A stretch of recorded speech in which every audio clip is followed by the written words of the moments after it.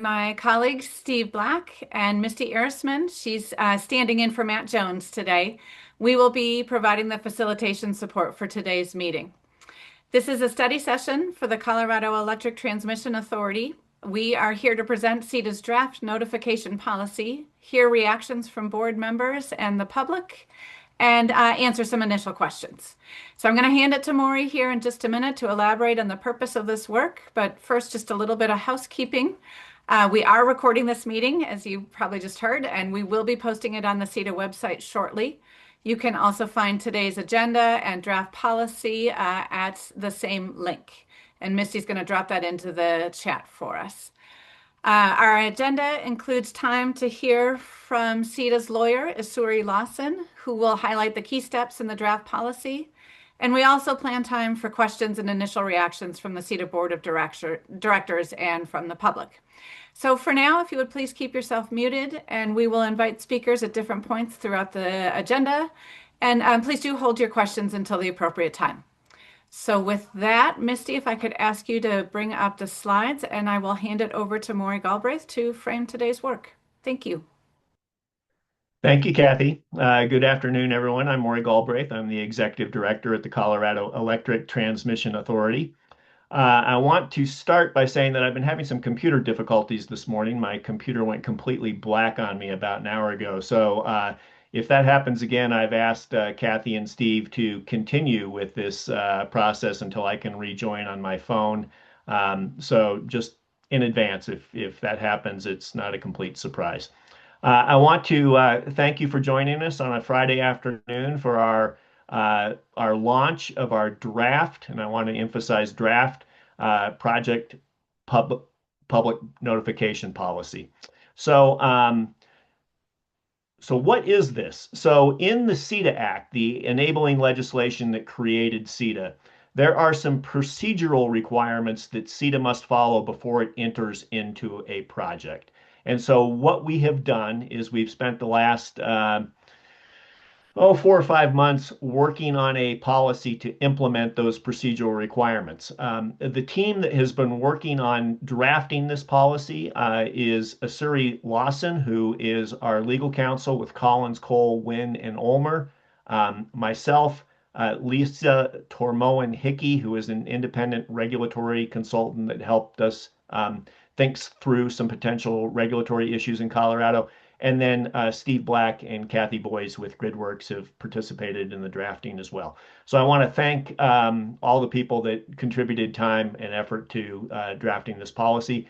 It took us a while to achieve consensus amongst our team. We think we have a really good first draft, and we'd like to share that with you. So Misty, if I could get you to go to the next slide. So again, I want to be really clear by what we're talking about in terms of the meaning of a project. The word project is used in different contexts. It's used an awful lot.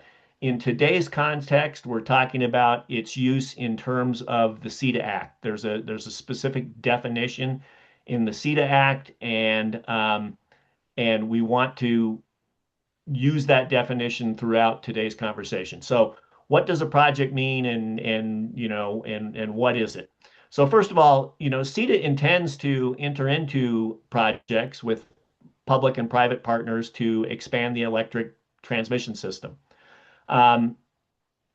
What it means to enter into a project in terms of the CETA Act is before CETA can issue revenue bonds, before we can exercise eminent domain, or before we can acquire facilities, and that would be substations, transmission lines, towers, that kind of stuff. Before we obtain facilities, we have to enter into a project. Now, those are the specific acts that trigger entering into a project. There's other things that CETA can do that do not trigger a entering into a project that some people might consider, working on a project. But for purposes of today's discussion, we're just focused on the specific definition of a project in the CETA Act. So there's nothing that would prevent CETA from doing due diligence on a transmission line, doing cost benefit studies, doing environmental impacts studies, that kind of work does not trigger entering into a project in terms of the CETA Act. So that's what we're talking about here is um, uh, before CETA can issue revenue bonds, before we can exercise eminent domain, or before we can obtain facilities, we need to enter into a project, and that triggers the public policy notification requirements in the Act. So if you go to the next slide, when might that happen? Well, it might happen quite a ways from now, right? So I'm gonna put this in context of where CETA has been over the last 3 years and where we're headed. So if you look at the chevron in the upper left-hand corner, we conducted a transmission need assessment back in 2024. We worked with stakeholders and we worked with energy strategies to do a statewide transmission study with the specific purpose of identifying transmission needs in the state.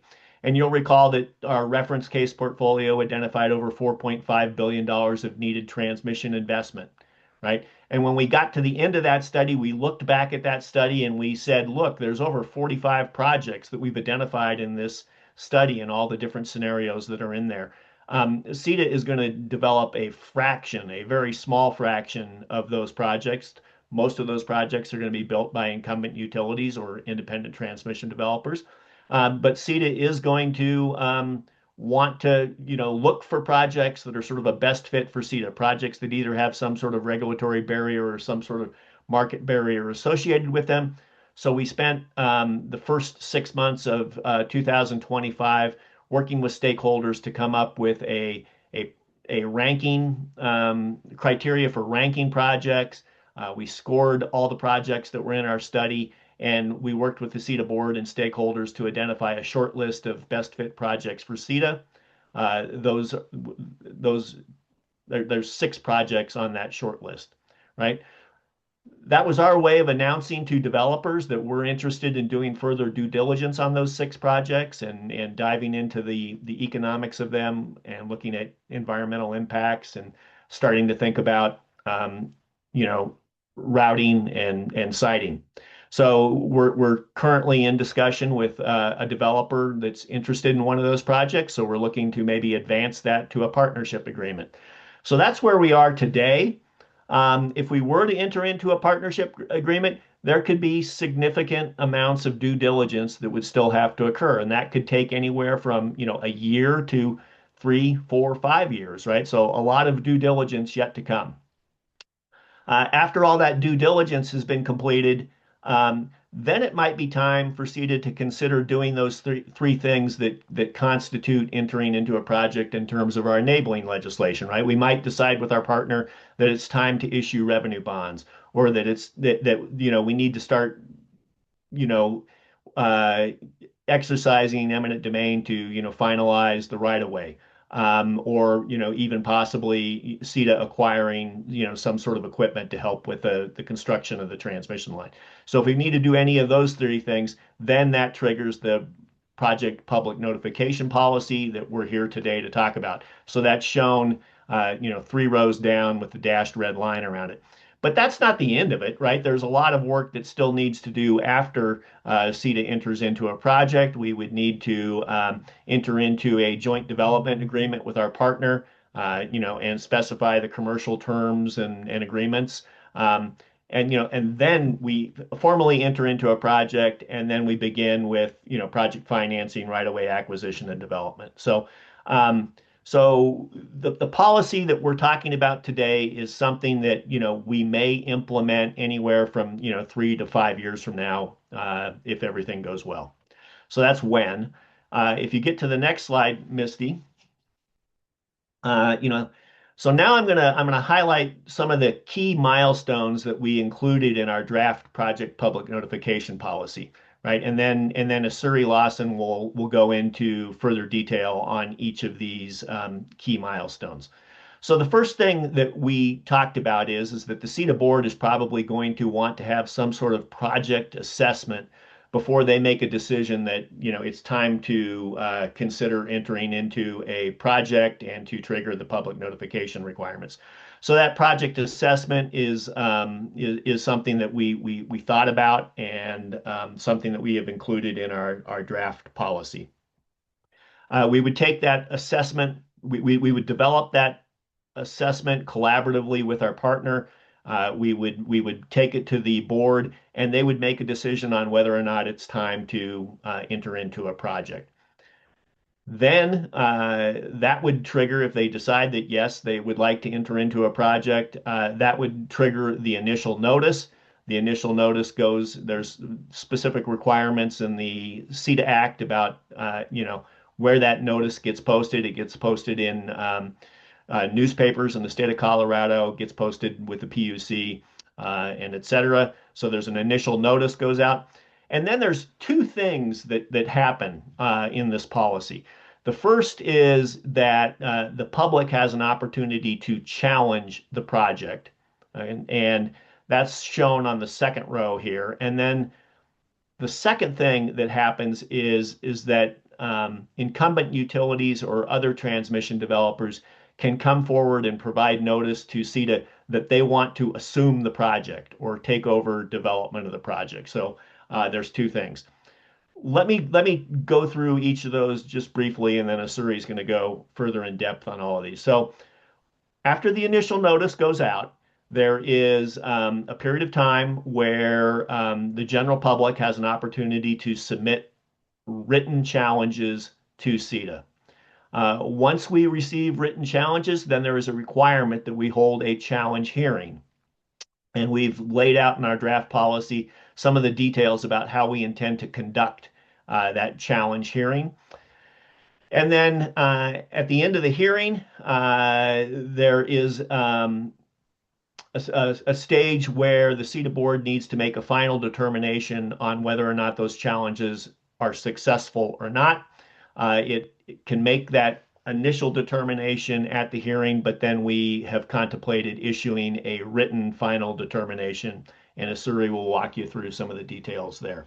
So that's the first thing that happens once we uh, initiate the public notices, that the public has an opportunity to challenge the project. The second thing that happens is that if there is no challenge, or if the challenges are not successful, then there's a period of time where incumbent utilities and independent transmission developers have an opportunity to submit a written notice to CETA indicating that they intend to construct the project and take over for CETA. So they first submit a written notice of intent to CETA. 6 months, I believe, transpires, and then CETA conducts a good faith hearing. It doesn't have to, but on its own initiative, it can decide to conduct a good faith hearing. If it finds that the developer is moving forward and constructing the project in good faith, then that's the end of it. If there's concern about whether or not the developer is moving forward in good faith and diligently pursuing the project, then there can be a good faith hearing. Isuri will go further in depth into that. And then there's a determination by the CETA board after the hearing about whether or not the project, the developer that has stepped into CETA's shoes, is pursuing the project in good faith or not. And then potentially CETA has an opportunity to step back in and take over the project. So the thing I want to emphasize here is just the nature of the policy. It really does two things. It allows the public an opportunity to challenge the project, and it gives the incumbent utilities and independent developers an opportunity to step into CETA's shoes. So that's where we're headed today. With that, I'll turn it over to Asuri, and she'll walk through at a deeper level what's going on here in the policy. So over to you, Asuri. Thanks, Maury. I'm Isuri. As Maury said, I'm going to walk you through some key milestones of the process. So we can move to the next slide. First, the project assessment. So the project assessment provides the board with a preliminary review of a proposed project. its purpose is to provide information to help the board determine whether CETA is ready and willing to enter into the project. CETA staff, along with the project partner, which is the entity collaborating with CETA to facilitate the project, develop the project assessment. And the project assessment includes three main things: an assessment of the project's public purpose and its furtherance of CETA's purpose, assessment of the costs and benefits of the proposed project as applicable to Colorado residents, and consideration of likely environmental impacts related to the proposed project. And if CETA determines to enter into the project, then the project assessment would be published on CETA's website. We can move to the next slide. This brings us to step 2, issuing an initial notice. If the board determines that a proposed project furthers CETA's purpose and is in the public interest, the board can authorize by majority vote that CETA enter into the project by publishing an initial notice. Now, the initial notice informs the public that CETA intends to enter into a project, and it provides a project description and a projected timeline. The initial notice is furnished to the PUC, each electric utility serving customers in Colorado, and is published in a newspaper of general circulation in Colorado, a newspaper in general circulation in the proposed project location, and then also on CETA's website. We can move to project challenges. Any person with an interest that may be affected by the proposed project set forth in an initial notice has 30 days after the date of the last printed publication of the initial notice to present their concerns to CETA by submitting a challenge. The policy sets forth criteria to guide the public in providing useful information and allow the board to evaluate a challenge. CETA publishes the challenges received on CETA's website and similarly would prepare a response to challenges received and publish that response on the website. Now, the board reviews a challenge to determine whether it presents sufficient factual evidence to alter the board's initial determination that the proposed project did in fact further CETA's purpose and is in the public interest. And the board's determination here as to whether to proceed with a project following a challenge is a discretionary decision. We could move to the next slide. So if CETA receives a challenge, CETA is required to hold a challenge hearing. CETA would publish notice of the hearing in the same locations as the initial notice. And at the challenge hearing, both challengers and project partners are permitted to submit either written or oral comment. CETA staff can submit both written and oral comment, and then the public are welcome to come and provide comment. We have also included a mechanism that allows the board to publish questions in advance of the hearing. And this is really to help guide the conversation and highlight the matters that the board is seeking input on from the public, challengers, and project partners. We can move to final determination.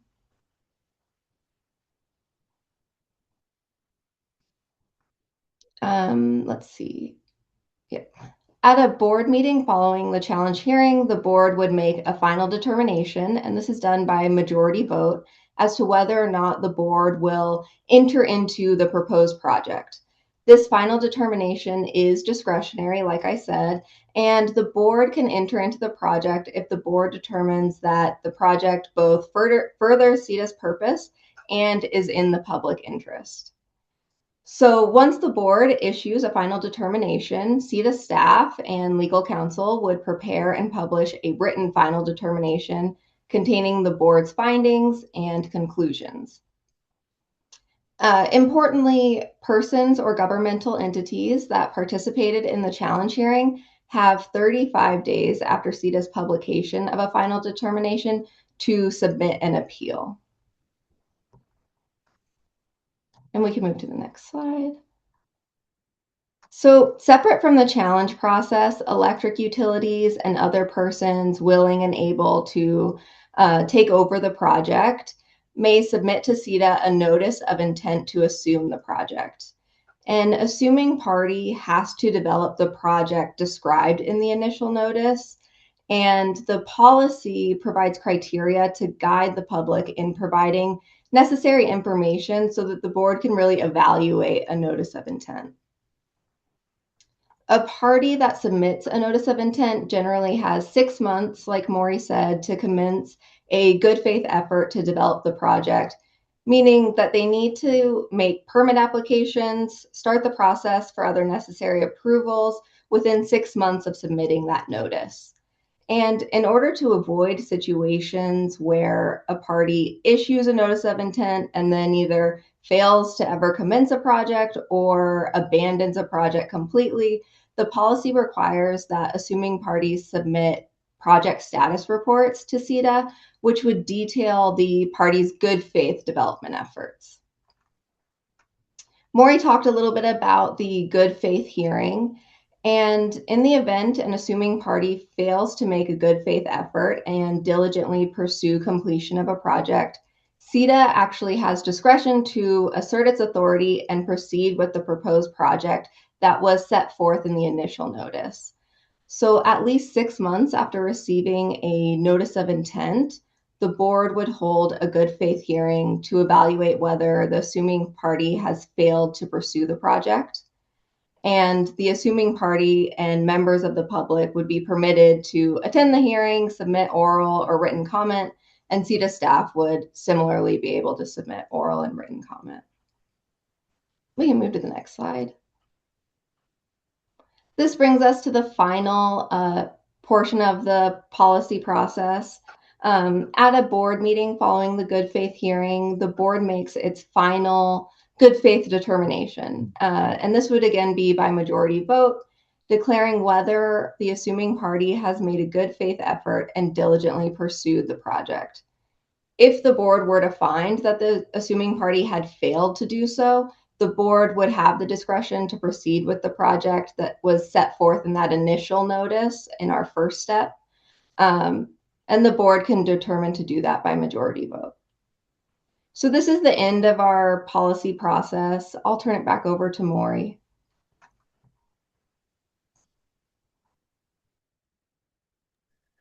Okay, thank you, Asuri.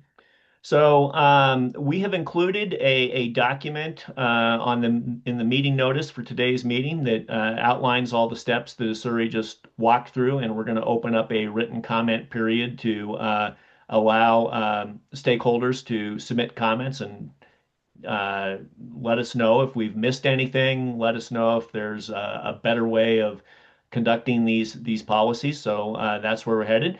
But before we get there, we thought that we would turn things over to our expert facilitators and get some initial reactions, get some initial questions. I know that this is pretty wonky stuff, and so if there's some clarifying questions that Asuri and I can address, happy to do it. So Kathy, I'm going to kick it to you. Thank you. Yeah, so we wanted to start with the board of directors. So Steve, I'm actually going to have you go ahead and take this section, please. Thank you, Kathy. Can you hear me all right? All right, great. Thank you, Asuri, for that presentation, and congratulations on the preparation of this draft. Really appreciate the hard work, and obviously Maury and others. I want to turn first to the board, and unless I've missed you, I see James Lester, Carl Rabago, Michelle Zimmerman, Nate Gutierrez, Roger Freeman, and Chris Caskey. Please turn your cameras on. Thank you. And we'll follow our usual procedure. If you'll raise your hand with questions and comments, and then want to allow time for discussion, I'm happy to prompt some discussion. So let's proceed. Carl, I see your hand up, and Chris to follow. Great. Yeah, and I posted the question in writing in the comments. Nerdy legal question, but in determining whether an assuming party has acted in good faith, does that mean that you have, if you say they did not act in good faith, does that mean you have to find that they acted in bad faith? I'm thinking about, the idea of, well, if that assuming party just did nothing, there's no evidence of bad faith per se, but it might not meet the standard of good faith. Or the other way, which is failure to act in good faith automatically presumes bad faith. Just, are we calling them good or bad, or it could just be not good? The language actually comes from the statute, which is very broad. And so, really, failure to make a good faith effort means that they haven't diligently pursued the project. And to diligently pursue the project, they just need to apply for permits and applications.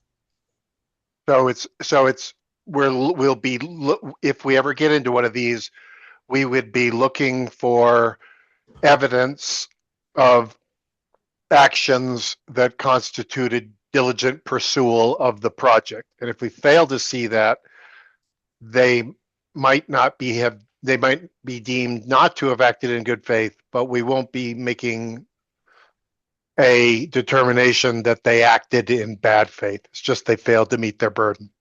Yeah, and the policy kind of provides some criteria for submittals from the assuming party. And that way the board has kind of something to go off of when trying to determine, have you actually pursued this project?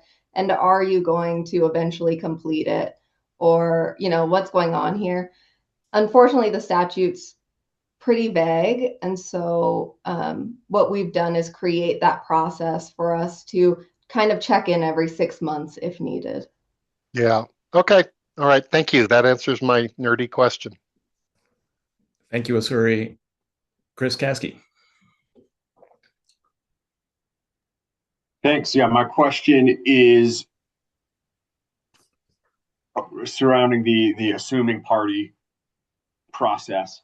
That's only applicable when CETA is the lead developer, correct? If we are in partnership with another developer, a third party can't come in and boot us out of that. Based on the statute, technically they could. It's not just when CETA is the lead developer.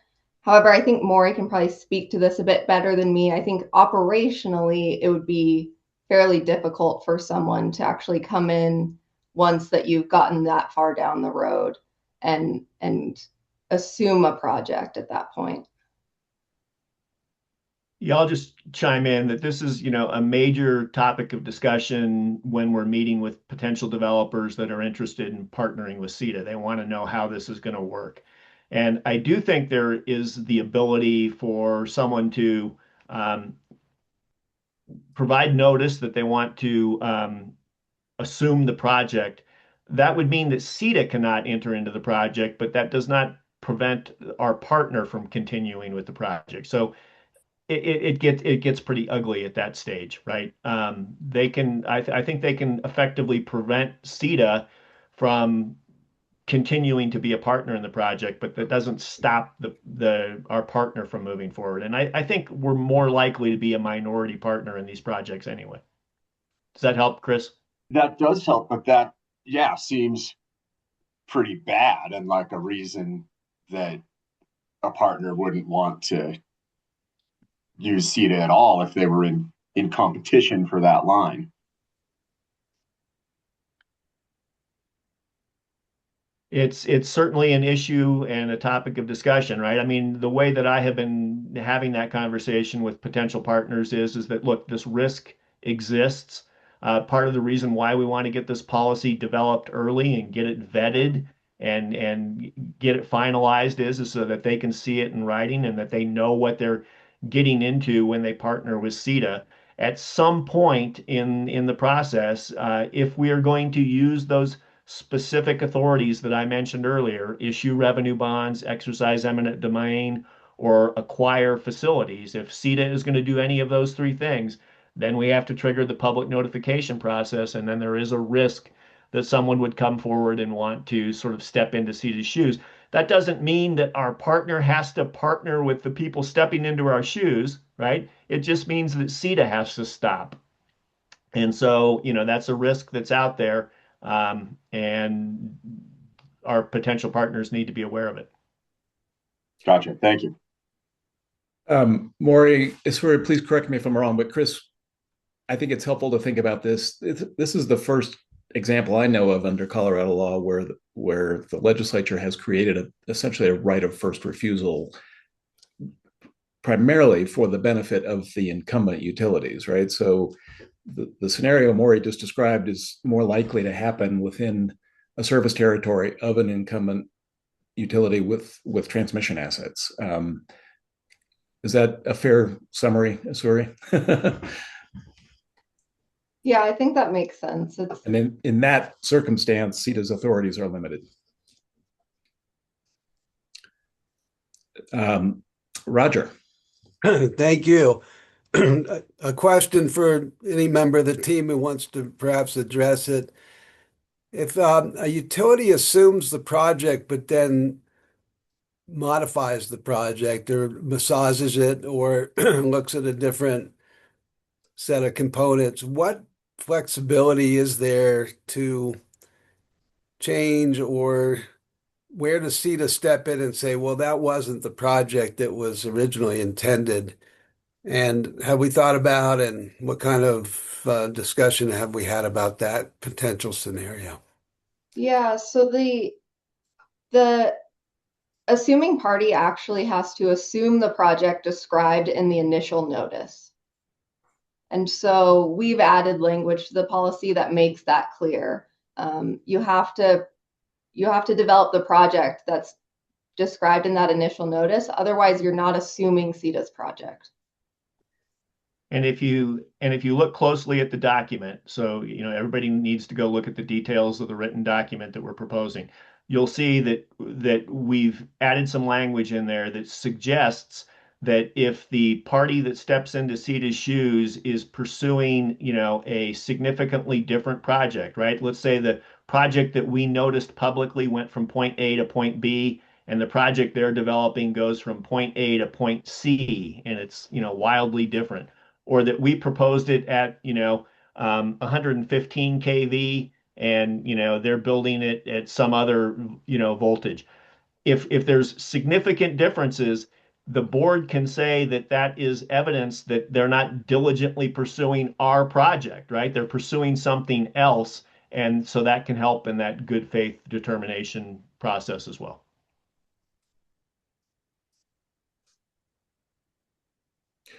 Roger, you're on Oh, mute. sorry. I see, Kathy, thanks for the clarification in reference to Section 10. I see the unless otherwise authorized by the board language. It does gives us some flexibility if the modification doesn't significantly affect our goals and desires or whatever component we mix in. There is some flexibility to look at that as an alternative authorization. Good, thank you.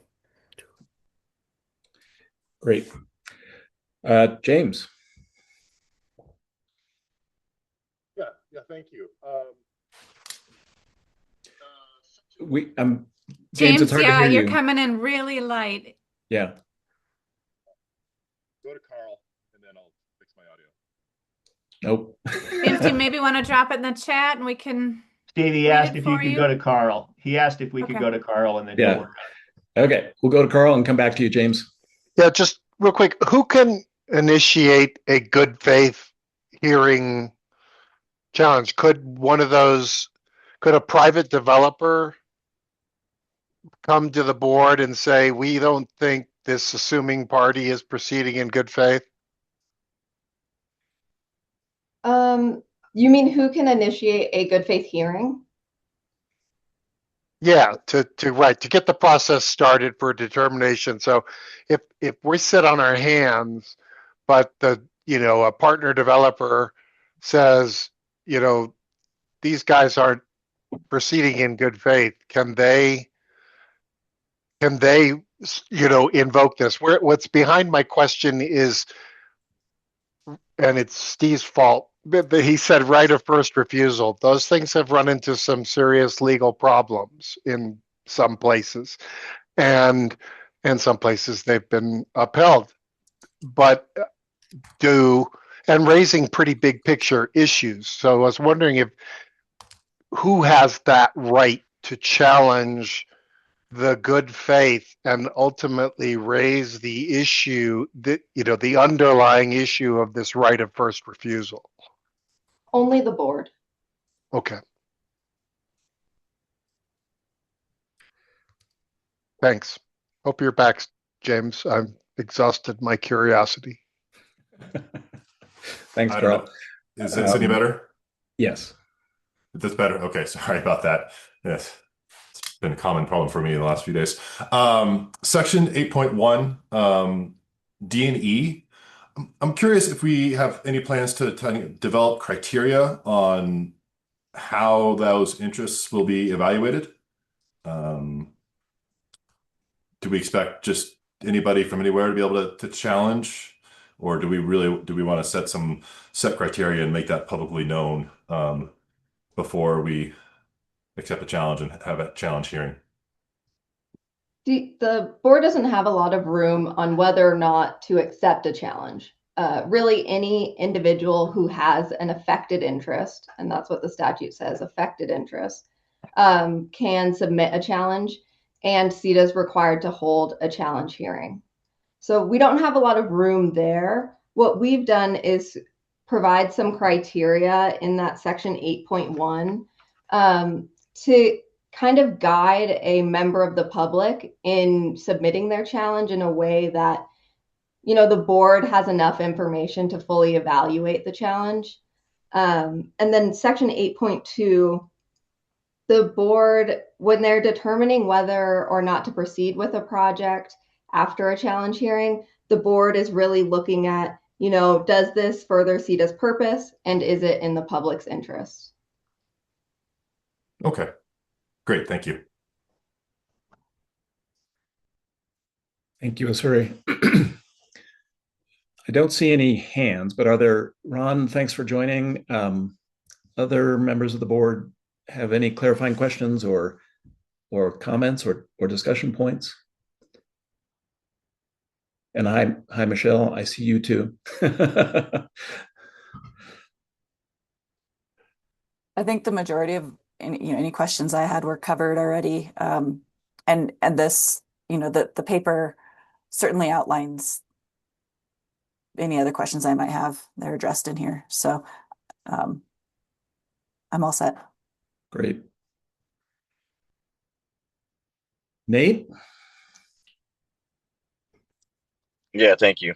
Yeah, just to piggyback on, informative. It's going to be a unique process. I think it's going to be a little reactive just to see, once we enter into these projects, because there are so many out there, and everybody's going to have, an interest in what comes through. But again, I think the framework's in place, and we'll have to, brush up on it as if any challenges come presented our way. But yeah, thank you.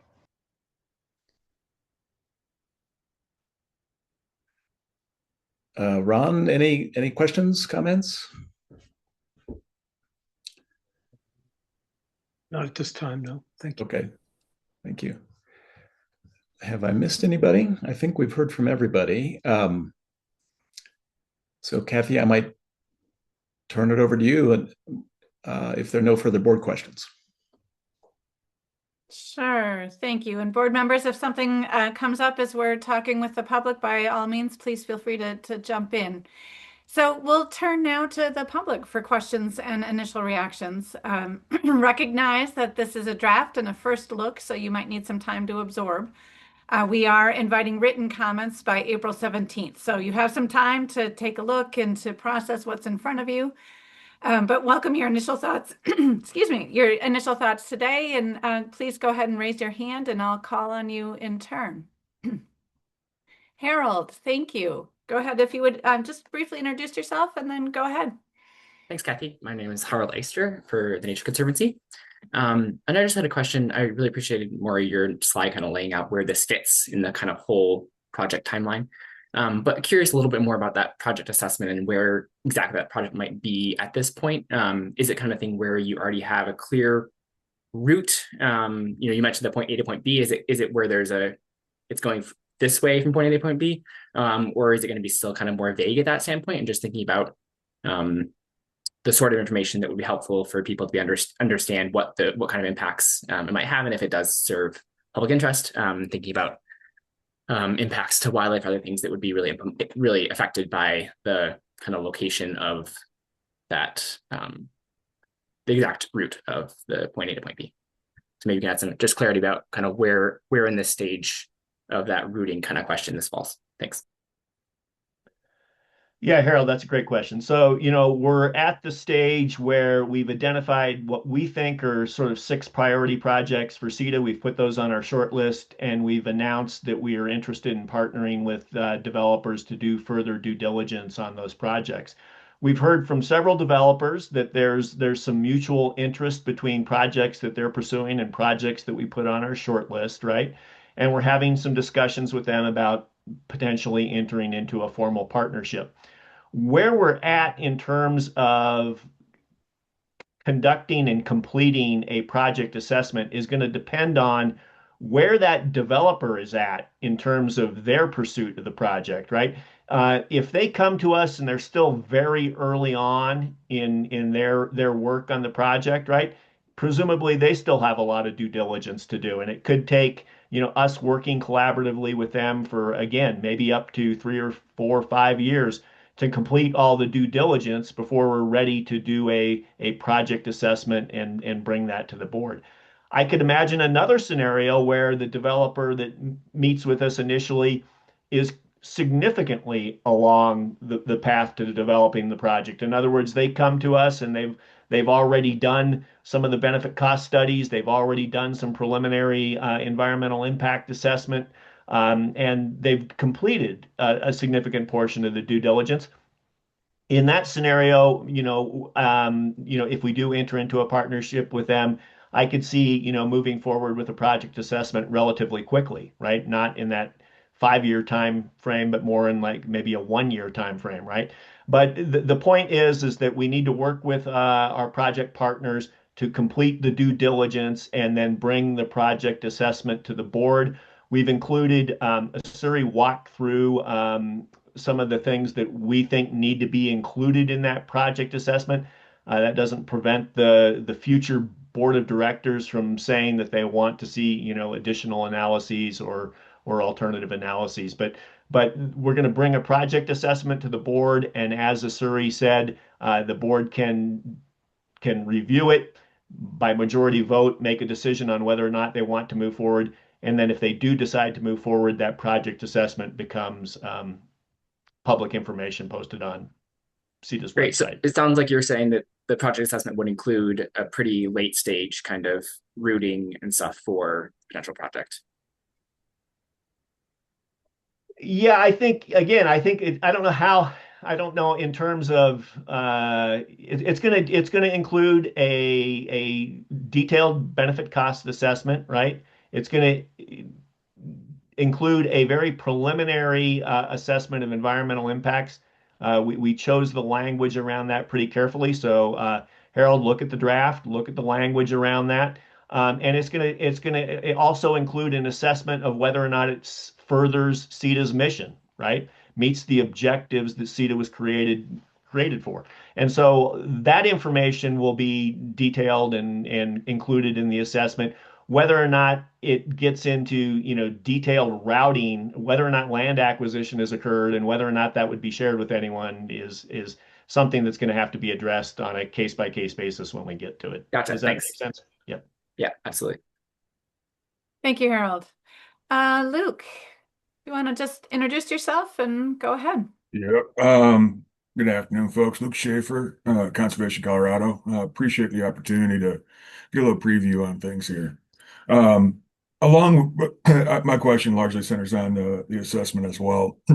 And one of my questions I have is sort of where does consultation fit in with this?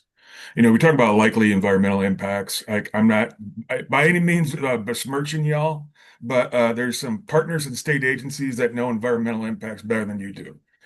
So is like where are we fitting in, Colorado Parks and Wildlife, Department of Ag, some of these other folks that are going to likely have, thoughts on whatever this may be in this juncture in the process.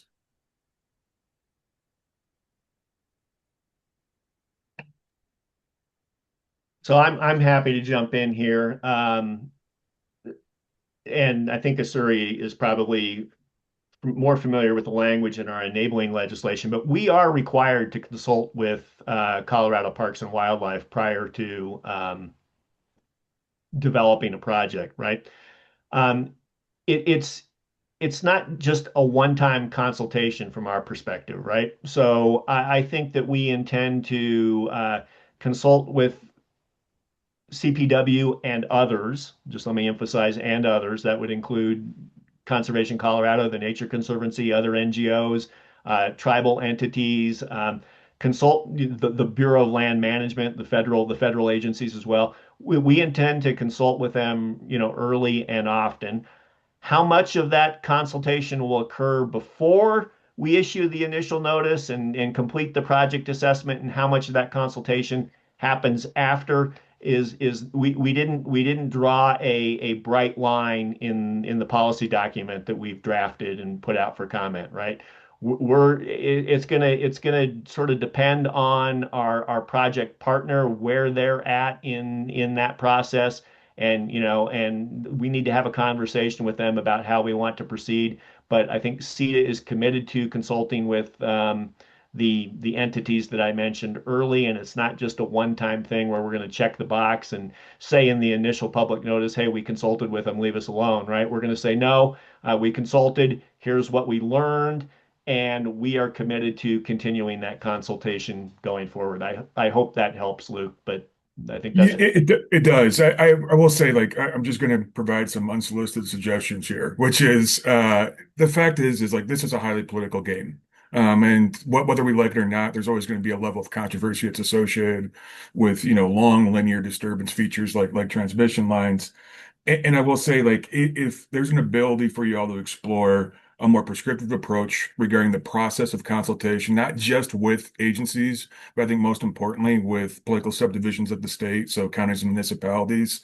So there's some level of clear certainty within the process orientation. There's always going to be problems with outcomes. But the more that we're able to eliminate the arguments regarding the process orientation, the better off we are from a political perspective. And I understand like that there's many different schools of thought regarding the arduous nature of permitting processes. But in this case, I'll just say from a rural Coloradan perspective, um, early and often is always appreciated. And it's one where I think we can eliminate a lot of reactionary opposition in a lot of cases by simply being able to level set with communities in a better way. And so I really appreciate hearing that, you're still thinking about what we had put in the bill, 3 or 4 years ago now, and being able to do that. I think it's something that we're all interested in rowing in the same direction on this, but the how matters a lot. Thank you, Luke. Yep. And Kathy, I just want to emphasize that, and I'm sure you were going to do this, so I'm probably stepping all over you, and I apologize. But Luke, if you've got suggestions for how we can improve that in the draft document, if you were to submit written comments to us, that would be helpful. Thank you. I saw a couple hands and then they dropped. So I'll encourage, we have plenty of time here. Roger, please go ahead. I can't resist just responding to you, Luke, my old friend and comrade, by saying it's so wonderful to get your input. I can certainly say from a board perspective and with my history and background and many others on the board that your points are extremely well taken and will be integrated. And so keep participating, and we really appreciate you giving us your perspective every step along the way. Thank you, Roger. Okay, I do know it's a Friday afternoon, and this is a fairly legal document. So we have provided a good 3 weeks here, recognizing we're also headed into spring break, so people have time to absorb and send in those written comments. But I'll just pause and make sure we give plenty of time if anybody else has questions or initial reactions. Douglas, please. Hello, Douglas Dara, Interwest Energy Alliance. Apologies if this is covered elsewhere. I'm filling in for a colleague, but in Article 5, when they talk about the assessment of the costs and benefits of the projects, what benefits will CETA be looking at?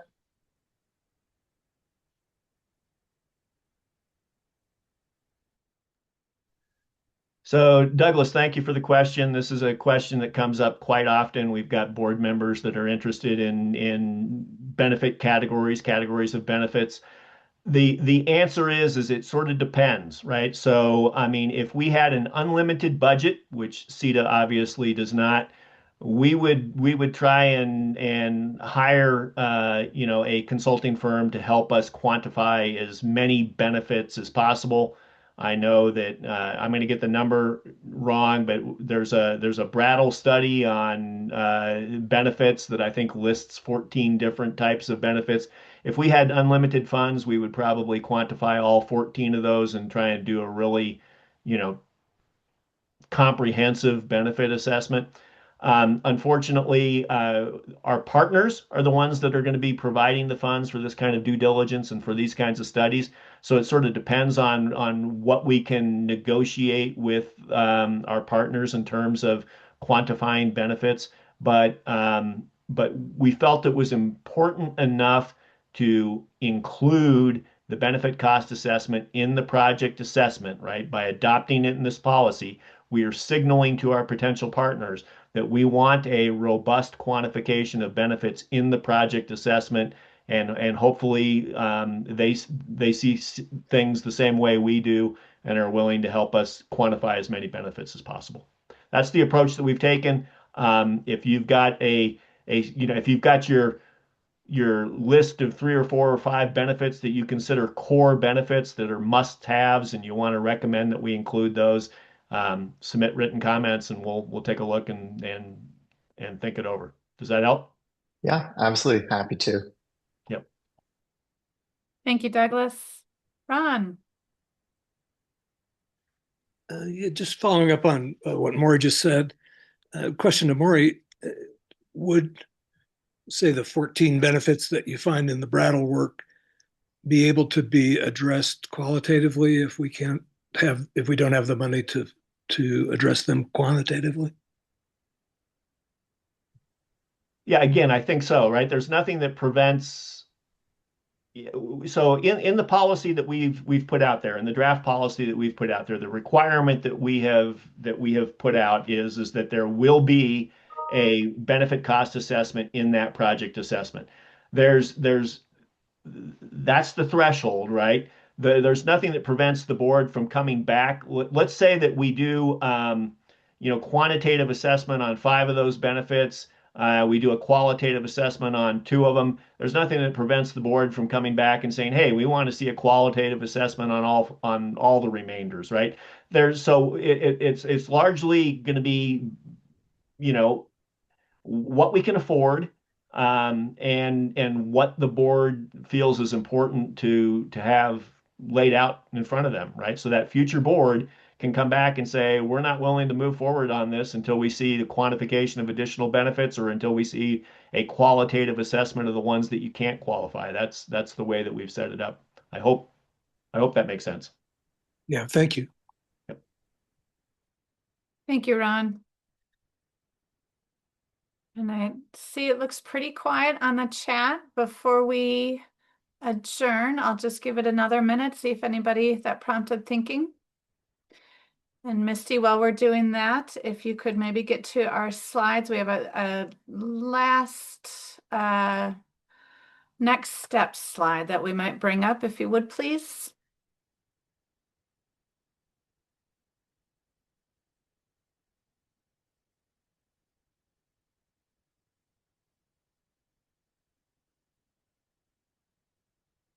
There we go.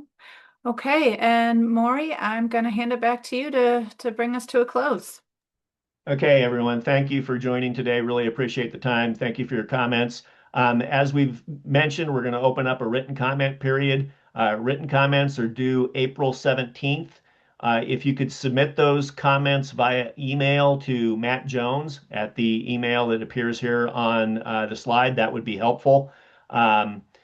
After we receive those comments, we'll look and see, if our draft policy was in the ballpark or not. If we need to schedule additional study sessions to consider some revisions to the policy, we will certainly do that. If we feel as though the comments are generally supportive of the initial draft and that we were in the ballpark, what we will do is that I will work with Asuri and we will draft a memorandum to the board with a recommended decision on how they should proceed. And then we will schedule it for a regular board meeting, which of course is open to the public, and you'll be able to come and provide your reaction to our revisions and make recommendations to the board. So that's where we're headed. If you could submit written comments by April 17th to Matt Jones, that would be wonderful. Really appreciate your time. Before we adjourn, we do have another chat. Carl is asking, board member, have you given any thought to creating a flow diagram? Misty, if I could ask you to go back to slide 4. And Carl, maybe see if that's what you had in mind or something different.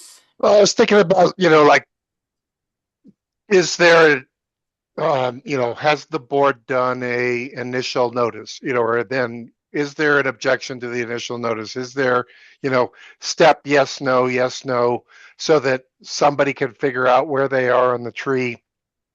So I'm thinking like a computer flow diagram or something, yes, no's all the way down to that. I'm just thinking like I've seen interconnection processes charted out like that, where you got to do this step, then this, but it could go here, then this, and then it could go there and all that. So building off of this, but showing the various off ramps and left and right hand turns. Yeah, Carl, okay. I can work on something like that. We had an initial flow diagram that was based on the procedural requirements in our Enabling Act. We had to fill in some blanks, and I think the attorneys got a little fearful that in our filling in the blanks, that we were creating risk. Now that we have a draft policy, let me talk to Asuri and maybe I can work on a flow diagram that follows our draft policy, and then we're not really filling in blanks. We're just following our policy. And so let me talk to Asuri and see if I can do that. I know what you're looking for. You're looking for a yes/no branch between each of these milestones. Yep. Exactly. Yep. Thank you, Carl. Thanks. Okay, so just to reiterate, 3 weeks, folks, we invite written comment by April 17th. And Matt Jones, we dropped that into the chat there for you. And again, all of this will be posted on the webpage that Misty put in the chat early for us. So find it there. And last slide, Misty, if you would, please. There's Maury's email as well if you have follow-up questions. Thank you so much. We appreciate your time this Friday afternoon, and we look forward to your input by April 17th. Thank you. Thank you all. Thanks, everyone. Happy weekend.